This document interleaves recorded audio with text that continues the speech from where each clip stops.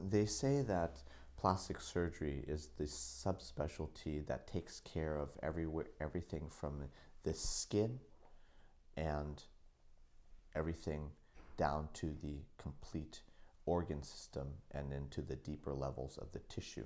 And obviously the largest organ of the body is the integumentary system, but it's just not about the skin, it's about the skin envelope and everything that lies beneath that plastic surgeons usually work with. So we do everything from reconstruction. For instance, if someone has a skin cancer from squamous cell carcinoma, in which it invades the tongue or the mucosa, the soft tissue of the mouth, and it invades into your mandible. And plastic surgery, the key factor is we replace like with like. So if you're losing and you have lost to cancer your skin, your subcutaneous tissue, the fat, the muscle, and the bone, that's what we replace. We replace the skin, the subcutaneous tissue, the muscle, and the bone. So in that case, we would do like something called a free flap to take that piece of tissue and bring it back to that area of the body to reconstruct and recreate it. But it's not just about form, it's about function. So say, for instance, if you're reconstructing the jaw, not only do you have to make the jaw look like a jaw, but you also have to make the jaw function like a jaw and make sure you have good occlusion. So we're also educated on doing dental work as well. Just like a lot of times people get confused. They say, oh, well, this is reconstructive or this is just cosmetic. Well, anytime you're doing a reconstructive case, you also want to make it cosmetic. You want to make such as like if an infant develops cleft lip and a cleft palate and they have a huge defect within their mouth and their jaw, you want to repair that. So not only are you reconstructing it so that it works and function as a mouth, but you also want it to look natural and normal so that you get an aesthetic component that comes into play. So a lot of times people separate these things, even physicians separate these things when actually they overlap and they're quite integrated together.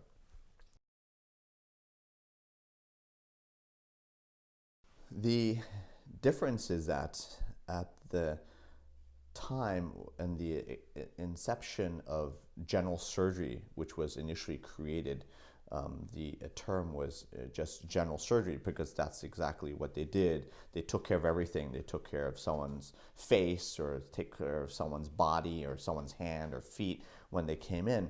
What happens is that back in the 1800s, at the time, surgeons weren't always known as surgeons. They actually started in England as known as barbers because people would come in and the barber would be the guy who said, oh, you have this little growth on your body and let's remove this. And then after a period of time, they coined the term surgeon to relate to these people to actually excise out these lesions off people's bodies. And then surgeons, even in England, at the time weren't known to be known as physicians.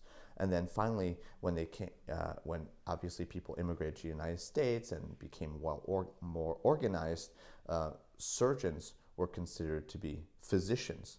And then as the process of training surgeons began, these subspecialties branched off. And so then you actually had a neurosurgeon who took care of your brain, and then you had a vascular surgeon who took care of your blood vessels, and then you had a cardiothoracic surgeon who took care of your heart, lungs, and your chest, and then you had essentially a general surgeon. Plastic surgery started to be developed where all these other subspecialties had complications. And so plastic surgery grew out of these difficult, complex problems that these other surgeons could not identify a solution to. Because plastic, in the Latin term, means to mold, and so it comes from plastico. And so a plastic surgeon was just born from the development of other complications which other surgeons could not find the solution to. And then it became a subspecialty in itself. So the subspecialty is actually plastic and reconstructive surgery, meaning that you take care of anyone from anywhere from their head down to their toe. meaning that essentially if you have a problem, whether it's a neurosurgeon who basically has a growth on their skull base area, and they need to find a solution for coverage of healthy soft tissue to the area of their scalp, then you would call in the plastic and reconstructive surgeon. If it's the vascular surgeon who's dealing with a diabetic patient who has peripheral vascular disease and they have wounds on their body and they can't find someone to heal these wounds and to get healthy soft tissue coverage to get more oxygen to that area to heal the wound, you would call the plastic and reconstructive surgeon. And also, if for cardiothoracic surgeons who couldn't take care and close maybe a chronic wound on someone's chest, you would also call the plastic surgeon. So these solutions were developed by plastic surgeons in order to grow and proliferate the specialty. Later on then, plastic surgery also branched out today into regenerative medicine. So a lot of hot topic is utilizing stem cells and regenerative medicine in order to help and cure people. Another branch of plastic surgery is the aesthetic or cosmetic surgery. But the reality is what happens is that because of when people graduate and then they find out that they can't become successful maybe within their own subspecialty, they find that they want to go ahead and take on all these other type of less subspecialized areas like cosmetics because they think that it's lucrative.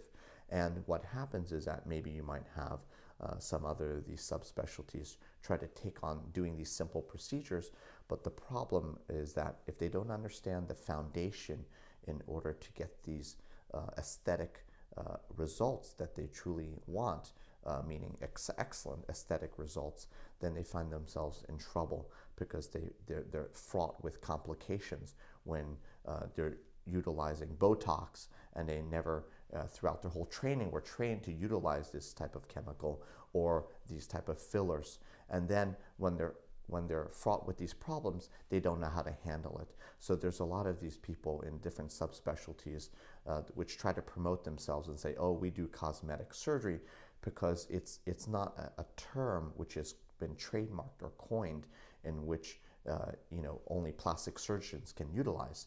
So they try to disguise themselves utilizing the term and then offering these simple procedures in which they think it's a simple procedure, but it's all simple until you find yourself having problems in handling these problematic complications that they fall into. Some people obviously are gifted enough to be born with exceptionally well-developed hands, so to speak. However, what it comes down to is developing that fine motor movement skills starting early in life. Some people even say that in regards to making these interneural connections in your brain, usually from the time that you're born up until you're 5 years old. That's why it's so important to incorporate giving children like blocks, having them taking these little blocks, whether it be a square or triangle or circle, and inserting it. And also, what also helps is utilizing chopsticks. You start utilizing chopsticks at an early age. You got these two sticks that usually, kids start playing the drums with, but instead now you have two sticks in one hand and they interdigitate in between your fingers, and now you actually have to pick something up with it. That really helps you really maximize on your dexterity. My practice is predominantly 50% cosmetic-based practice and 50% reconstructive. So I have patients who are coming in who are unfortunately develop either breast cancer or some type of inflicted wound or cancer of the scalp or even injury of their hand that needs to be repaired. And then so that's more of the reconstructive side. So I'm either reconstructing the breast to give them excellent results in regards to a form and shape of a breast, or I'm developing or reconstructing their cranium to give them a form and shape of what looks like their skull. Or if someone has their hand amputated or their arm amputated, and sometimes we do limb salvage procedures too. Then 50% of my practice is based on more of an elective cosmetic-based practice in which someone comes in, they've always had problems with whether it's be breathing or an undesired cosmetic result of their nose, and they want to have maybe their nasal dorsum shaved down, or to give them more tip-defining points of their nose, or they want to have either breast augmentation or liposuction, or it be upper or lower eyelid lifts. So that's how I have devised my practice. It's 50% cosmetic and 50% reconstructive. I would say equally so. The reason why is I find a different type of value in doing both. And patients usually, if you identify patients, their true needs and what they want, again, the key factor in being happy is identifying what you want. If you never identify what you want in life, you'll never be happy because you never understand what you're looking for. And so the key factor is I like to either take care of reconstructive patients because all they're really asking for is to regain some of their function. But what they don't understand is that in regaining some of their function, I am making their arm look better, or I am maybe making their eyes look better. But for instance, I'll give you an example. Someone who comes in, they have some type of skin cancer on their eye, right? And then so I will excise off some skin cancer off their upper lid, and maybe I might need to borrow some skin from one side of their upper eye to place on the contralateral eye. And by doing that, by replacing some of the skin from this eye to the contralateral eye, you are automatically essentially benefiting from an eyelid lift on the contralateral eye, and you don't even know it, but essentially you will know it after you do the procedure because it becomes an aesthetic benefit from that. So that's how the aesthetic and reconstructive surgery overlap. And if someone is not trained in both areas of this subspecialty, that's where they fail to understand why they can't get these aesthetic outcomes that other people can, especially if you're a fully trained plastic and reconstructive surgeon. And again, with the aesthetic component, sometimes someone might say, oh, I want just an eyelid lift, but they might not understand, it's not just removing extra skin. It might be a process of lifting and reconstructing the levator muscle of the eye, so they might have an element of what's called ptosis or drooping eye. So it's not just removing the extra skin, but also tightening up and lifting up the eye muscle itself.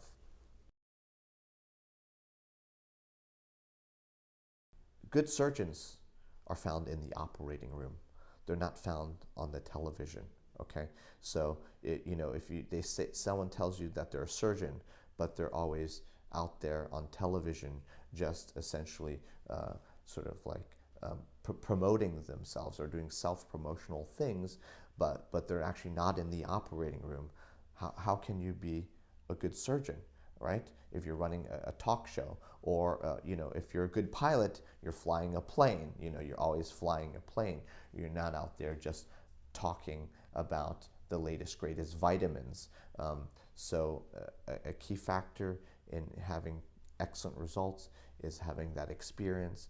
With experience takes time, takes dedication, takes a lot of essentially training through other people, mentors who come into your life to show you the way in order for you to get exceptional results. And then also obviously reading extensively and learning from other people's mistakes is such a key factor in being successful. For instance, we had a breast reconstruction, and one day, essentially not everyone's anatomy is completely the same. So we found an aberrant blood vessel. Well, you could have stopped and said, I give up, we're done, we're done with this operation, we're not going to go forward. Or you can be persistent and you can find another blood vessel you can use in order to take two blood vessels to put it together, or what's called anastomose them together, bring them together to finalize giving the patient excellent results. I say the key to success in life is passion, persistence, planning, and prayer. But success is identified by not never failing. Success is identified by always failing but never giving up. The person who gives up has then failed. But just because you're met with adversity does not mean that you have failed. But you, by virtue of giving up, will have failed.